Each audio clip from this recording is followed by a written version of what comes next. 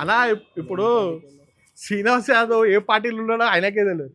మొన్న BRS party నుంచి ఎంపీగా పోటీ చేసిండు. దాని తర్వాత కాంగ్రెస్ పార్టీలకు పోతున్నా అని చెప్పి సోషల్ మీడియాలో మళ్ళీ మీ మీడియా ముఖంగా అనేక సార్లు చెప్పిండు. కాంగ్రెస్ వాళ్ళు దేకలే, ఇటు బీఆర్ఎస్ వాళ్ళు దేక్తలేరు. నాకు చాలామంది గోషామేళ మంచి బీఆర్ఎస్ లీడర్లు ఉన్నారు, మంచోళ్ళు ఉన్నారు. నేను కాదంటే వీళ్ళిద్దరు తప్ప అందరూ మంచోళ్ళు, వీళ్ళిద్దరు చీడపురుగులు గోషామేళ బీఆర్ఎస్కి.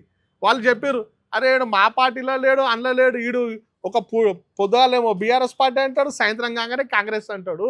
మాకు అర్థమవుతుంది. మీరు అంటారు కేసు ఉంది అని. ఆ కేసుల నుంచి తప్పించుకోనికి ఎక్కడ దానిపైన శిక్ష పడతారనే దాంతోనే కాంగ్రెస్ పార్టీ గంట కొడుతుండు, కానీ వాళ్ళు రాణిస్తలేరు గాంధీ భవన్ కా. అదే ఆయన చరిత్ర. ఇప్పుడు మా రాజాబాయ్ ఎందుకన్నా మేమే కాఫీ మరోన్కి, ఆ బాలికి మేమే భారతీయ జనతా పార్టీ కార్యకర్తలే కాఫీ. మా రాజాబాయ్ గారిని టార్గెట్ చేస్తే నేము ఫేమ్ వస్తారని ఒక ఆలోచనతోని ఆయన పదే పదే టార్గెట్ చేస్తారు వీళ్ళిద్దరు. ఎందుకంటే రాజా సింగ్ ఒక అస్థి, ఆయన టార్గెట్ చేస్తే మాకు ఒక పేరు వస్తుంది. అదేవిధంగా శంకర్ యాదవ్ గ్రేటర్ హైదరాబాద్లో ఒక అస్థి, ఆయనని టార్గెట్ చేస్తే నాకు నేమ్ వస్తారనే ఒక కుళ్ళుతోని వాళ్ళిద్దరు కలిసి వాళ్ళని టార్గెట్ చేసుకుంటే చేస్తారు. ఇప్పుడు మొన్న చూసిరు ఒక వీడియో సర్క్యులేట్ అయింది, మా కృష్ణ డక్క కొట్టిండు. డక్క కొట్టే విషయంలో ఆడ గీక్కుండా. నా పేరు బండ క్రాంతి కుమార్, బేగంబాడ్ డివిజన్ భాజపా అధ్యక్షుడిని. గత 2-3 రోజులుగా సోషల్ మీడియాలో కొన్ని పిచ్చి కథనాలు అల్లుతున్నారు కొంత ఇతర పార్టీ నాయకులు. మా కార్పొరేటర్ అయినటువంటి శంకర్ యాదవ్ గారి మీద పిచ్చి ఆరోపణలు చేస్తూ ఉన్నారు.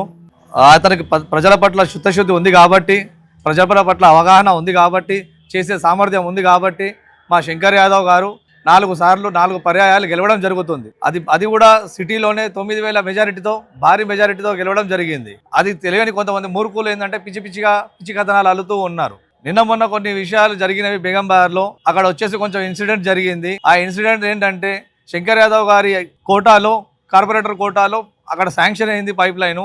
ఆ శాంక్షన్ అయిన పైప్ లైన్కి ముందు 2 రోజుల ముందు వచ్చేసి కొంతమంది వచ్చేసి పిచ్చి వీడియోలు తీసుకొని సోషల్ మీడియాలో పిచ్చిగా పెట్టడం జరుగుతున్నది. ఇది ప్రతి జాగాలో కూడా ఇలాగే చేస్తూ ఉన్నారు. ఇది ఎంతవరకు కరెక్టు?